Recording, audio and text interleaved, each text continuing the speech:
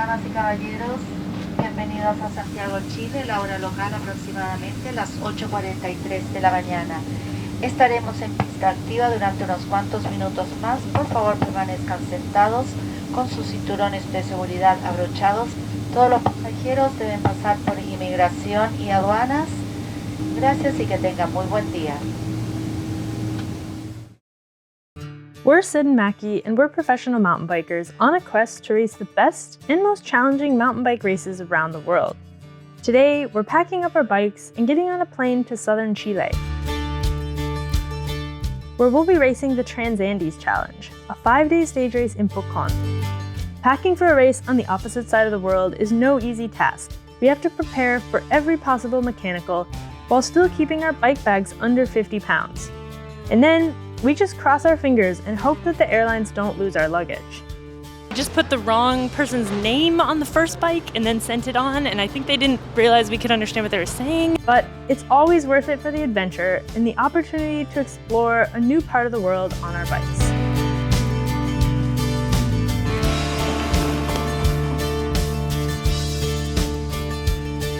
Let's see, it is 4:03, which means that we get on an airplane in a little under 24 hours. And, well, bike is ready, but it's very much not in a bike bag. On the workbench, we've got some parts laid out. I guess that means it's time to start packing bike stuff. Was it necessary? No. Did I do it anyway? Yes.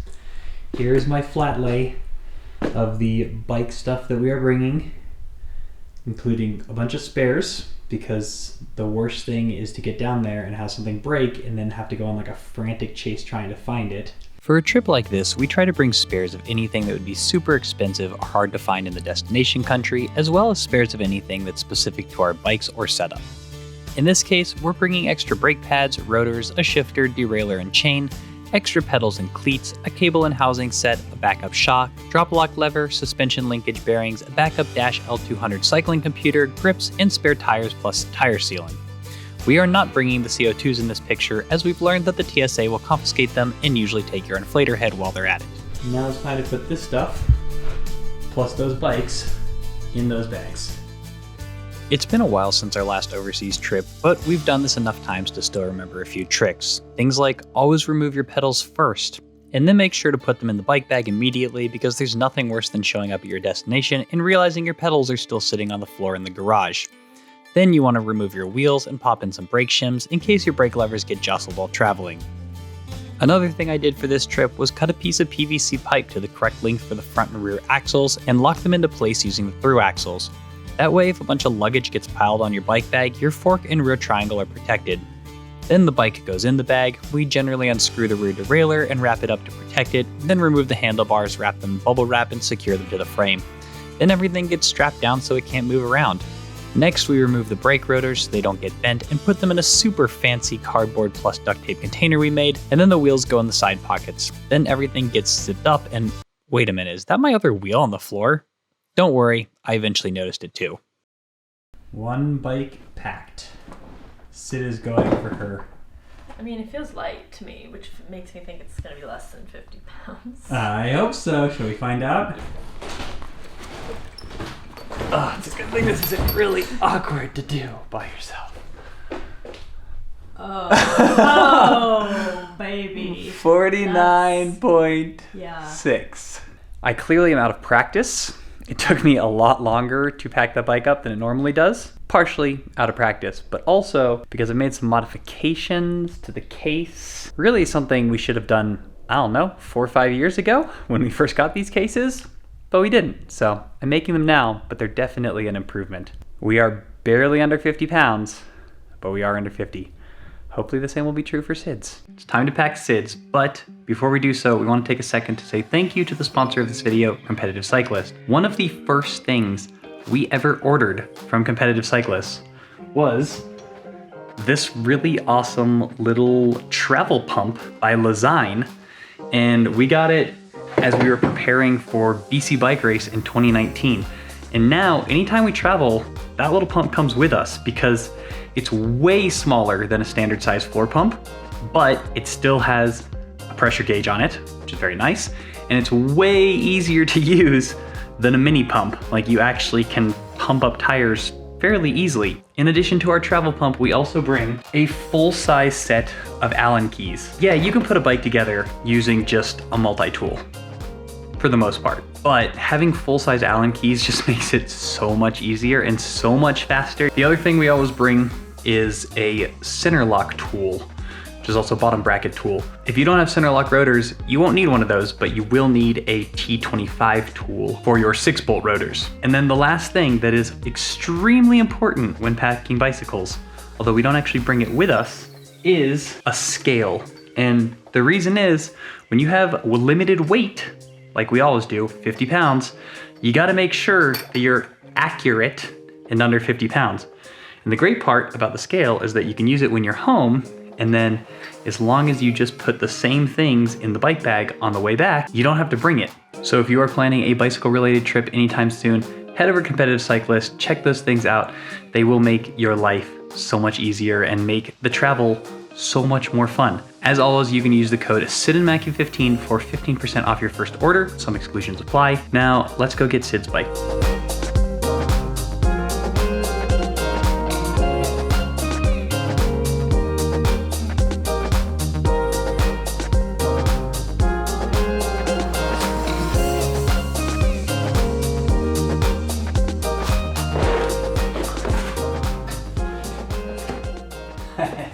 $49.9. T minus.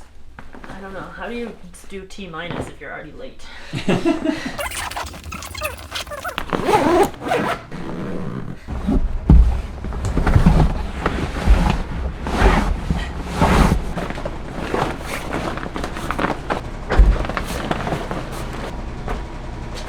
Despite our best intentions, getting out the door was a show as usual, and I'm blaming this one on Mackie for deciding to rewire the electricity. I just don't think traveling is traveling not fun for you if it's not stressful for the last 10 minutes, because like we were so ready. We had time to ride the trainer, and then I got on the trainer, and when I get off, Mackie has started running electrical wires when we could have just been leisurely and prepared. And he's not even ashamed of himself. Nope, not ashamed.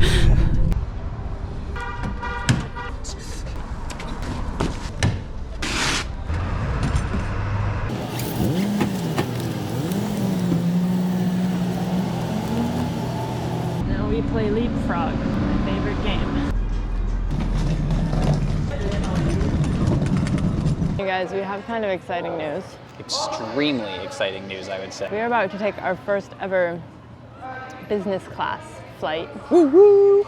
All thanks to our dear friend Lo, who upgraded our tickets, and you will meet Lo in about like 2 videos from now. She travels for work and has, I don't know. She's magic, basically.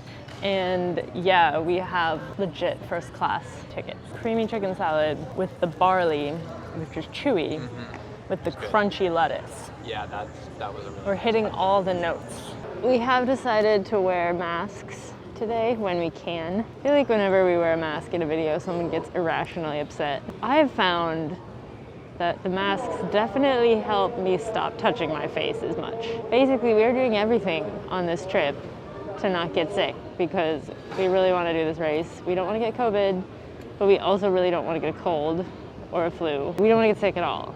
Being really good about the hand washing, eating lots of good food, also wearing the masks, and then just obviously like crossing our fingers that we're not sat next to someone who's like highly infectious with some sort of bug.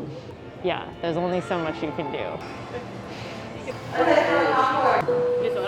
Thank you. Well, that was wild. Yeah. First time we've had facial recognition getting on the Facial plane. recognition, pretty crazy. Fancy, fancy. Made it a little bit. This is pretty awesome. I could definitely get used to flying like this. We have huge screen. We get pillow, which I'm pretty sure is a memory foam pillow. Feels like it. We get a second bigger pillow.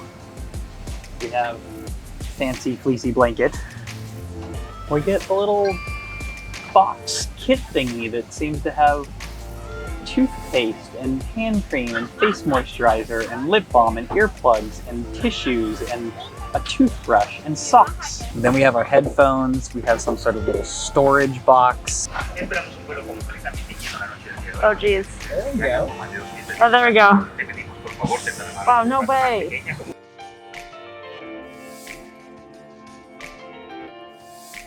Okay, this is slightly ridiculous. We have mixed nuts, a tablecloth, real glassware.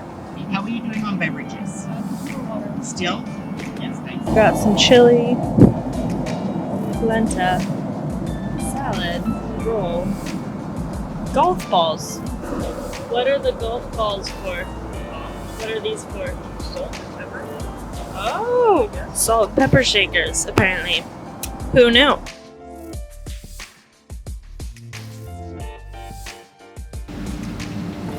Damas y caballeros, bienvenidos a Santiago, Chile. La hora local aproximadamente las 8:43 de la mañana. Now it's time for the real test. Is the coffee better?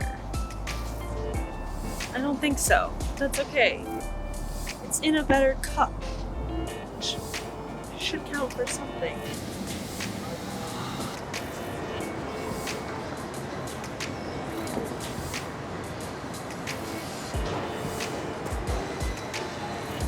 Sid?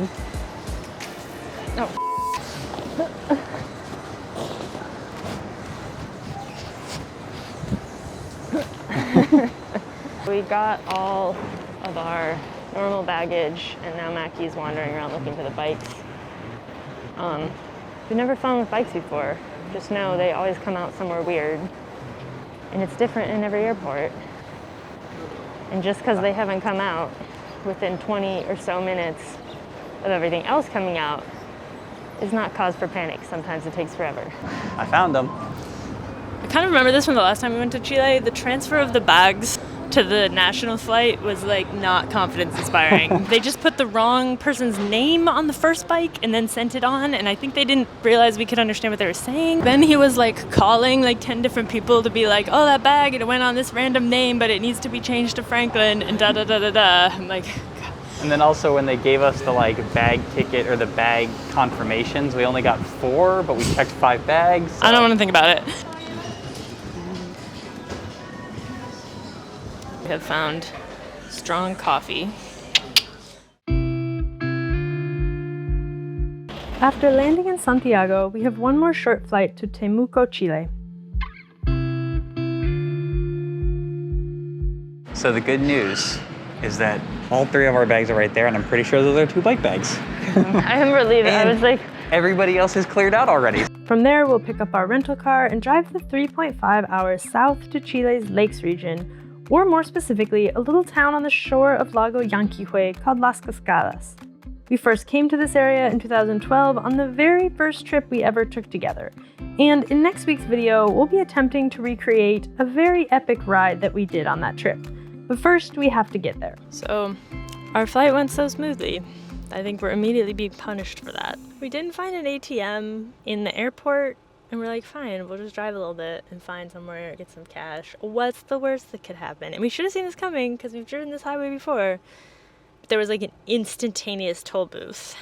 And like, we waited in the line. We're like, this is not going to be good because we don't have any cash. We asked if we could pay with a credit card. They were like, no, you have to go to the office. And to get to the office, like the way he described getting there, cross 7 lanes of traffic and then turn right and go the wrong way on a road, or we misunderstood, or some combination thereof.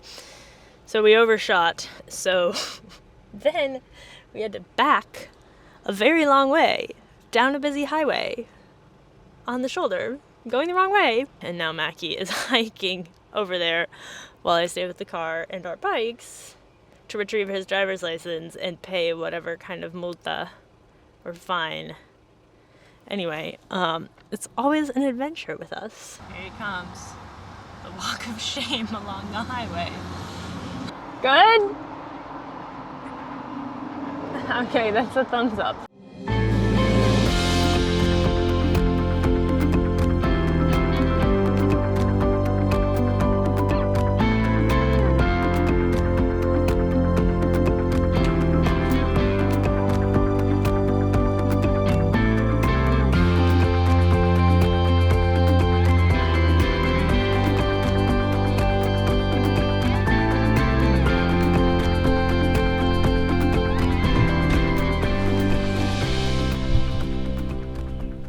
Welcome to summer.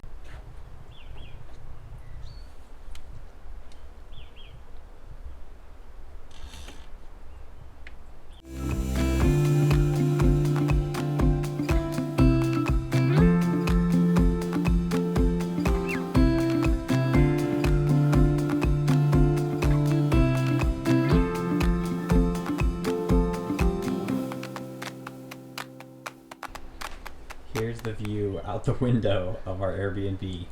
Yes, that is a volcano. The Volcan Osorno, in fact. We came to this part of Chile to do one specific ride, which is a ride that we did together in 2012, 11 years ago. We were babies. It was sort of a disaster, but I don't know if you've learned anything from our channel. It's that we are drawn back to things that were terrible the first time around. Because we want to do them better. Because we wanted to do them better. And also, it wasn't terrible. I just wasn't fit. It's like a 50-mile ride.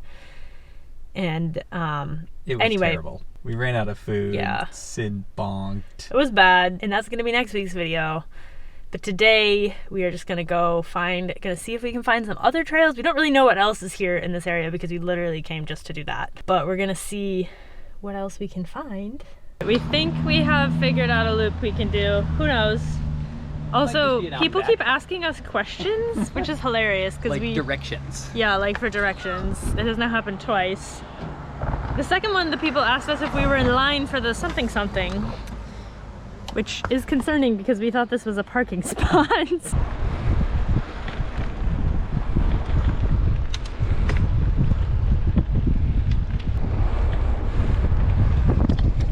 That is Volcan Osorno, which is the volcano that we will be riding around tomorrow or the next day in the next video.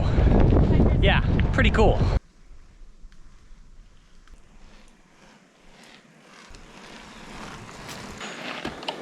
Okay, this is the Sendero Solitario.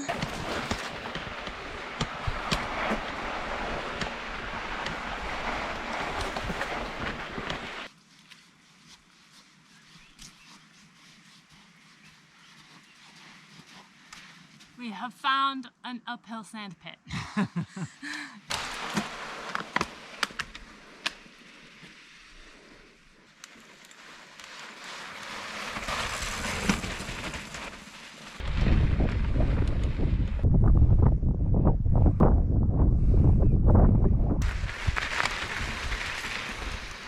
We've come across this wall. Macky's gonna try to ride up it.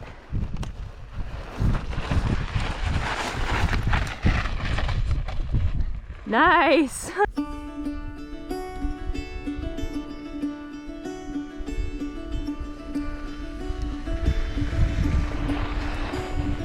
Once again, we were struck by the incredible natural beauty of this country.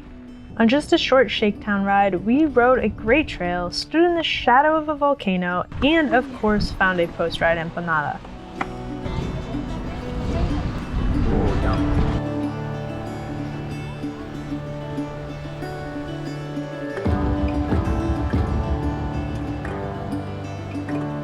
Stay tuned for next week's video where we'll be tackling a big ride.